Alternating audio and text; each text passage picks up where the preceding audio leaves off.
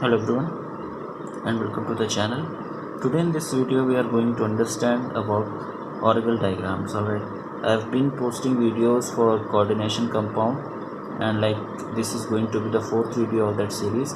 I have already posted video on the basics of coordination compound, then joint-tailor distortion, then how d orbital splits, and in this video I am talking about I'll be going to talk about Orgel diagram. Alright, so I have tried to complete all the important points of this topic, of the coordination compounds. Maybe I'll post one or two more videos from here. I am not going in the basics of this topic because those are too basics to understand. You can read from any of the books. Alright, so that's why I have just taken the important topics out here. So in this video is going to be just like my previous videos. I'll be taking the topic, I'll explain this in brief.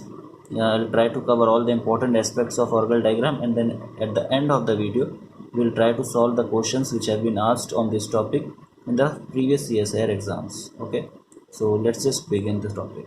Okay, so before starting about Orgel diagram, there is you should know about the spectroscopic terms, and if you have watched my previous video on how to calculate or how to find out the term symbol, it would be easier for you. So here's the link for that, you can watch that video. So here these are the spectroscopic terms, and these are the molecular term in which they splits. Alright, so the spectroscopic term S splits into A1G, P splits into T1G, then your D splits into T2G plus EG, means it splits into two different energy levels. Then F splits into three energy levels, that is T1G, T2G and A2G, and G splits into 1, 2, 3, 4 energy level. Alright, so like this for the tetrahedral, for the octahedral compound, the splitting is like this. Now for the tetrahedral compound or for the tetrahedral complex, the splitting will be same. You just have to remove the G term over there. Alright, so why we put G term, that I have already explained in my previous video. Put the G term because if we get the center of symmetry, that is I as a symmetry element, then we put G as the G in the subscript. Alright, but here in the tetrahedral term you will not get that thing, and these are the basics, and that I have already explained in my previous video in the joint-tailor distortion video. Alright, so this was all about the terms. Alright, so now let's move on to the d orbitals. Okay, so now let's check that while filling the electrons, the electronic configuration of d1, d2, d3, d4 and d6, d7, d8, d9. I am skipping d5 and d10. I'll be discussing that in the end. Alright, so first we'll discuss about all these 8. Alright, so we have d1 here, so we will fill it like this. Now if we fill it like this, so here the value of this is, the L value is plus 2, for this is plus 1, 0, minus 1, minus 2. So the overall L value is 2, and for 2 the term is, see, for 0, 1, 2. Alright, so 0 S, 1 is P, and for 2 is D, 3, for D, 3 it is F. Alright, so here the value of L is 2, so the term over here will be D. Okay, and we will discuss about we have to consider the spin multiplicity. We write over here 2s plus 1, so the value of s is half because one electron is there, so that will give you 2 into 1 by 2 plus 1, that will give you 2, so it will be 2, so it will be 2d. Now if I fill 2 electrons here, so 1 and 1. Alright, so this is plus 2 and this is plus 1, so overall L value you will get 3, and for that the term will be F, and the 2s plus 1 value will be 3. Now again for D3 we will fill like this. Okay, so again it's plus 2 plus 1 and 0, so again you will get F value, means L value is equals to 3 plus 2 plus 1, that will give you 3, and the term will be F, and the spin multiplicity will be 4. Now we will put 4 electrons, so 1, 2, 3, 4. Okay, so plus 2 plus 1, 0, minus 1, so now you will get L is equals to 2, so that means D, that will be 5D. Now again for D6 we'll fill like this, 1, 2, 3, 4, 5 and 6, so it will be plus 2 plus 1 0 -1 -2. So L value you will get 2 here, and that L value will give you D, and you will get 5D. Now again, see, one easier way is like you just count the number of unpaired electrons, just add 1 to that. 4 unpaired, so 4 plus 1, that will 5. Okay, 3 here, so 3 plus 1 will give you 4. Okay, so that's one easier way to calculate the spin multiplicity.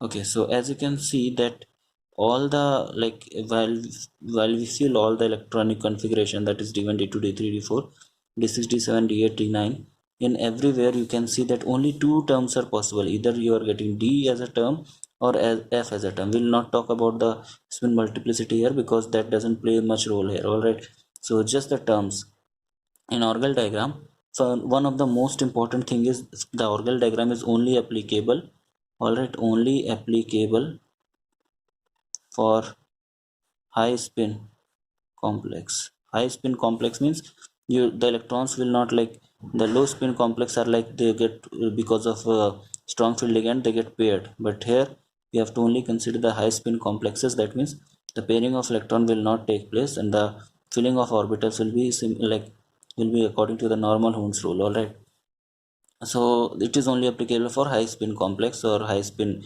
electron filling. All right, so only two terms we are getting, either D term or F term. So now the thing become very easy for you, that you just have to remember one thing. Okay, I will tell you how.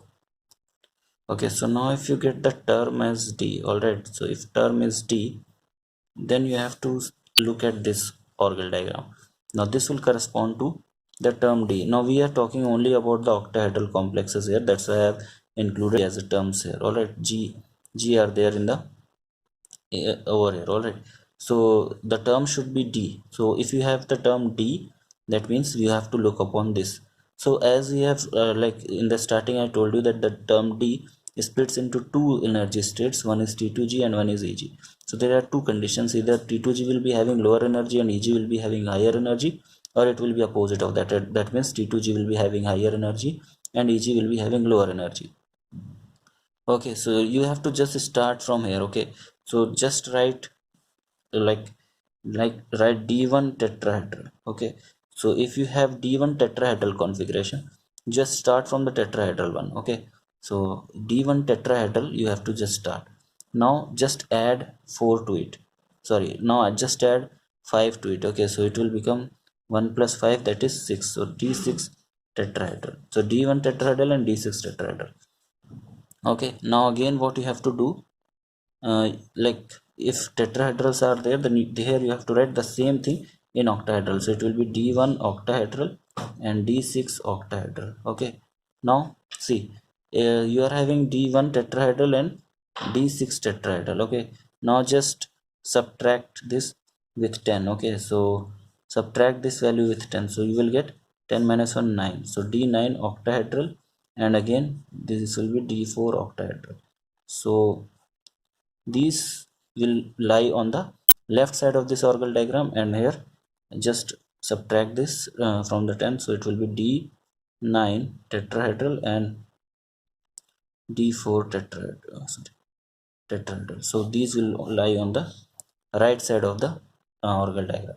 So the left side correspond to D9 and D4 octahedral, D1 and D6 tetrahedral. Remember, while you are like solving for tetrahedral, you have to remove this G term. Okay, then here you just have to write T2 and E. Okay, here also it will be E and it will be T2. Now the right side will correspond to D1 octahedral, D6 octahedral and D9 tetrahedral and D4 tetrahedral. So this much only you have to remember, and the rest of the things can be done from here. We'll solve the questions, and at that time I'll tell you that how to use this information. Okay, so let's talk about those electronic configurations which were having F as term. Okay, so if you will see what I have already derived, that which terms will be having, like which configuration will be having what term, there we have seen that D2, D3, D7 and D8, all these terms will be having, like all these electronic configurations will be having F term. Alright, so the F term, for F term you have to look at this Orgel diagram. Now if you see here, so this This is A2G, this is T2G, this is T1G for the F term, and this T1G comes from the P. Okay, so this is for the P term. So this will be like, these are two T1G, so one correspond to the F term, other correspond to the P term, and they are like they do not cross each other. This is like they are repelled from each other. This is called crossing over effect, all right, or non-crossing over rule. So I will not talk about this rule in detail, but you can find this rule in Hui, all right. So James E. Hui, you will find this thing over there. And here it's T1G, like it's opposite of this, T1G, T2G, T1G for P and A2G. So these can cross each other because the terms are not same. Okay, so now if I talk about the like where which will like lie, so the D2 tetrahedral, all right. So D2 tetrahedral will lie always on the right side. This you have to remember, that D2 tetrahedral will always be on the side of A2G. So where you are seeing this A2G, in that side only you will be having D2 tetrahedral. Now if you remember this, then the rest is very easy for you. Now D2, then add 5 to it, this will give you D7. So D2 and D7 tetrahedral will be this side. Now the other, that is D3 and D8 tetrahedral, will be on the left side. Okay, now just take the opposite of them, that will give you the octahedral. So it will be D2 and D7 octahedral here, and D3 and D8 octahedral on the right side. So this much if you know, then you don't have to do anything. All the questions and everything you will be able to solve. Now let's talk about the transitions, all right. Okay, so if the electronic configurations are like D1, D4, D6 or D9, then you have to look up on this Orgel diagram, as I already told you, and the term will be D. So here the number of transitions possible is just one. Electron can excite from this level to this, or from this to this, depending upon the which electronic configuration we are looking into.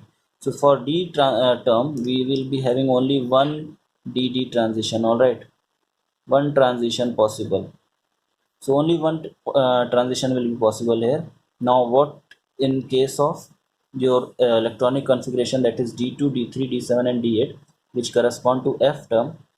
Now here you will see how many transitions. See, one transition is possible from T1G to T2G. Now one is possible from T1GF, that correspond to F term, to the T1G of P, all right.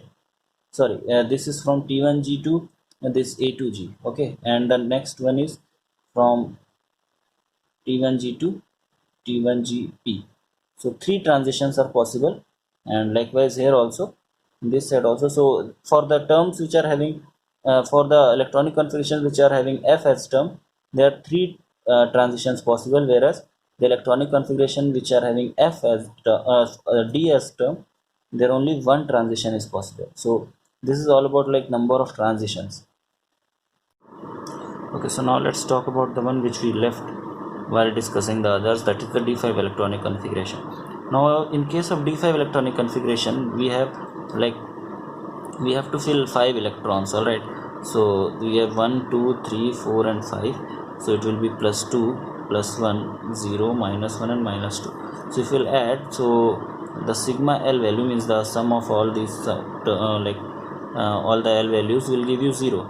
For 0 we have term S, so the term will be S for here. And as I told you that the S will be like the Mulliken term symbol or the spectroscopic term symbol term for this, for S will be A1G, and that means the S will not split, all right. Means in the D5 electronic configuration it will not split, it will be having a single value, that will be A1G. So that's all for the D5 system. Similarly for D10 system also. So for D10 system, okay, system, all right. So for D10 system, if you will fill the electrons, there also you will be filling it like this. Yes, I'm not filling it correctly, but like the way of filling was not correct, but yeah, you will end up getting this only. So plus 2, plus 1, 0, minus 1, minus 2. So you will get L value 0, that means S as the term, and like for S you will get A1G. Now one thing which I skipped here is like you have to also mention the spin multiplicity here, all right. So for S term you can represent it by 81G, but here you have to represent you have to tell the spin multiplicity. Now the spin multiplicity formula is 2s plus 1, or you can use n plus 1, where n is the number of unpaired electrons. Here you have to put the value of S, that is 1 by 2. Okay, so I use this formula, that is more easier for me to calculate. So here I have 5 unpaired electrons, so the value of spin multiplicity will be 5 plus 1, that is 6. 6, it will be 6 A1G, whereas here I don't have any unpaired electron, that means n is 0 here, so I will be having 1 A1G. Okay, so for D10 configuration I have the spectroscopic term as 1 A1G, whereas in for D5 electronic configuration I have 6 A1G. Okay, so in this way, like for all the electronic configuration from D1 to D10, you can now assign the Orgel diagram. Now these two will not, like they will not split, so there is no Orgel diagram for them. So now you have got all the value, like all the things, and you know how to draw the Orgel diagram for them. Now we can like use that thing to solve questions which were asked in CSI net exam. So I'll take few questions and we'll try to solve it using what we have just learned in this video. Okay, so let's take few questions which we have like on the basis of what we have studied yet. So this question is just for practice, it doesn't came in CSIR exam, but it's just for a practice. All right, so whether you are preparing for CSIR, gate or jam, this question is like, this will give you a little bit practice, so that's why I'm taking this question. The question says that a complex is given COH2O whole 6 and 2 plus, and it shows 3 transition bands, and the bands are given at 8000 centimeter inverse, 16000 centimeter inverse and 28000 centimeter inverse. You have to just assign them that which band correspond to which transition. All right, so first of all, this cobalt is your D7 complex, so your D7 complex. All right, so cobalt plus 2 is your D7 complex. So now for D7 complex we have to, like, the term which we will have, it will be like, just fill these 1 2 3 4 5 6 and 7. We have plus 2 plus 1 0 minus 1 minus 2, so the overall L value we will have is minus 3. So we'll take modulus of it, because always the L value we always take the modulus, so you'll get 3. For 3 we have the term F, so that means we have to follow the second Orgel diagram, which have like the second one. All right, so based upon that we will solve this question. Okay, so the term over here is F, and the the spin multiplicity will be 4, because we have 3 unpaired electrons, so it will be 4F. Now it is split like this. So on this side we were having D7 octahedral. All right, I'm not drawing it again, like, oh, everything I'm not showing. So on this side we were having D7 octahedral, here we have D7 and it's octahedral complex, because it's given the coordination number is 6 over here. So we'll take this side of the or the Orgel diagram, this side. All right, and we will try to solve it. So see how many transitions are possible. One transition, then the second transition, and like the third one. Okay, so this one is going to be the third transition. Okay, so now we have to assign that which transition is which. All right, so see the, like, the distance between, like, see, the transitions are given in the question, the transitions are given in the form of centimeter inverse. That means the value of lambda is centimeter, means this is the unit of lambda. That means it is given in the form of wave number. Now we know that energy is equals to h nu bar. All right, sorry, that is this is the wave number. Okay, so energy is proportional to the wave number, means the larger the value of the wave number is, the larger will be the energy. That means for this the energy gap will be most, and for this the energy gap will be least. Now we have to see from the Orgel diagram, that which gapping, means the energy between which two the gapping between which two energy state is least. Now from T1G to T2G, the energy state is T1G to T2G. One transition will be this. Let's first assign all the transitions of T1G to A2G. Okay, so this one is A2G. Now T1G, oh sorry, T1G to T1GP. Alright. So now see the difference between the, like, the energy gap here is least. That's why this will correspond to 8000 centimeter inverse.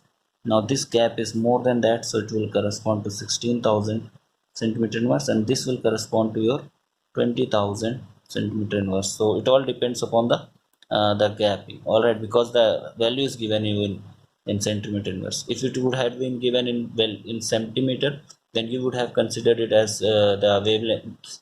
Then there we have to follow this Hc by lambda. Okay, means energy is inversely proportional to lambda. That's then over all the concept of energy means larger gap, smaller value there will be. Okay, because the lambda value will be inversely proportional to E. All right. So I hope this question you got what to do. All right. So next, let's take a question which was asked in CSIR exam. So the question says that the spectroscopic ground state term symbol for the and the number of transition in titanium H2O whole 6 2 plus complex. Okay. So titanium is basically your like titanium uh, is your 4D 4S 4s2 and 3d2 complex. Okay, now we have like titanium plus 2, that will be your 3d2 complex. Okay, and 4s0. So the 3d2 complex will show you like for 3d2, let's fill it and check it out. So okay, so we will be having 1 2 plus 2 plus 1 0 minus 1 minus 2. So the value of L is equals to 3. That means the term is F. Now for term F we have already studied that the number of transition will be how much? 3. Always for F we have 3 transitions, and for D, spectroscopic term D, we have 2 transitions. Now we have to check that what is the spectroscopic ground state term symbol. Now again I'm not drawing it, just see from here only. So this was for D7 octahedral, so it will be similar for D2 octahedral also, because if we subtract 5 from here, so we get D2 octahedral. D2 octahedral will also lie on this side only. So the ground state will be your T1G. So that means that the ground state spectroscopic term will be T1G. And again we have to include the spin multiplicity. So here we have 2 unpaired electrons, 2 plus 1 will be 3. So this will be the spectroscopic term symbol, and this will be the number of transitions. So in this way this question can be easily done. It was asked in CSIR for 4 marks. Let's take one more question which was asked in CSIR. Okay, so this will be the last question for this video. Now the question was asked in CSIR June 2016, and the question says that the complex of chromium bipyridine whole thrice 3 plus shows red phosphorence due to the following transition. Now for here the chromium is present in plus 3 state. So chromium we have 4s2 and 3d4, or sorry, the electronic configuration will be 4s1 and 3d5 for chromium, and for chromium plus 3 it will be 4s0 and 3d3. Okay, so for 3d3 complex we have to follow like first fill and check the term. Okay, so plus 2 plus 1 0 minus 1 minus 2, so it will be 1 2 and 3 electrons are filled like this. So the L value will be 3 and the term will be S. So now we have to look at the like F will split into 3 terms. All right, so one will be your A1G, A1G, T1G and T2G. Okay, now based upon the Orgel diagram, if we will see the Orgel diagram, then what it will for D3 complex, what you have. Okay, so for D3 octahedral we'll use this side of Orgel diagram. Now if you'll see, then the transition which is possible will be from A1G to A T2G, or A1G to T1G, or from A1G to T1G. Okay, so these 3 transitions are possible. Now see, the spin multiplicity will be how much? 1 2 and 3 unpaired electrons are given. Now the spin multiplicity will be 4. Okay, so your possible transitions from the Orgel diagram you are getting is your 4a1g to 4t2g, then 4a1g to 4t1g, and 4a1g to 4t1gp. Okay, so all these 3 transitions you are getting. Now in the options you have none of them. Okay, so you don't have any of them. So sorry, it will be A2G, not A1G. So it will be A2G. So if you'll see the options from A2G to T2G also, and from A2G to T1G also, both are given. So both are possible, means both options are here. But see, this question was like not based upon directly upon the Orgel diagram. You should know few things about the phosphorescence. Now phosphorescence, if you know this thing, that phosphorescence is spin forbidden transition. All right, spin forbidden means when the transition will take place, the spin multiplicity should change. So this option and this option vanishes according to the, if phosphorescence is shown, then the transition should be spin forbidden. So this option and this option cannot be the correct answer.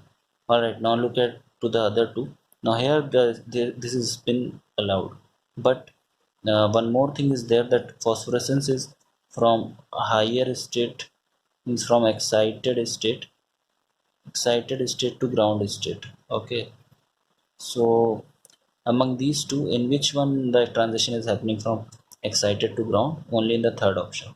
Okay, the arrow is in opposite direction, so don't get confused from the sign of the arrow. So from excited you are going to the ground state. Now how come 2 is coming here? See what would have happened. Now the excited state, what would have happened? One electron would have entered to the eg orbital of the next like of the next term. Okay, so it would have entered there, and since it was one unpaired electron, so that's why the spin multiplicity will be 1 plus 1, that is 2.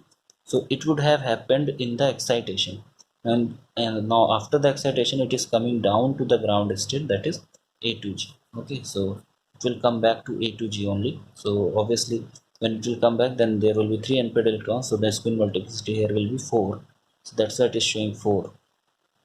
So it means that excitation means the transition is happening from excited to ground state, and it's spin forbidden. Both condition follows the phosphorescence. That's why this option will be the correct option for this question. Now this question came for 4 marks, and see if anybody would have done it using the Orgel diagram, it would be like little confusing for them. Okay, so you should know few things about like phosphorescence, fluorescence and all. Okay, so if anybody would have known these things, then the answer would be correct. So in this way question can be done from Orgel diagram. I hope this video would have helped you in understanding what Orgel diagram is and how to use this, how to draw different like transitions and all right. So like thank you for watching. That's all for this video, and for all those who haven't subscribed the channel yet, please subscribe it. Your subscription gives me motivation, and like it motivates me for making more and more videos. So thank you for watching, and do subscribe the channel. All right, so thank you. Bye bye.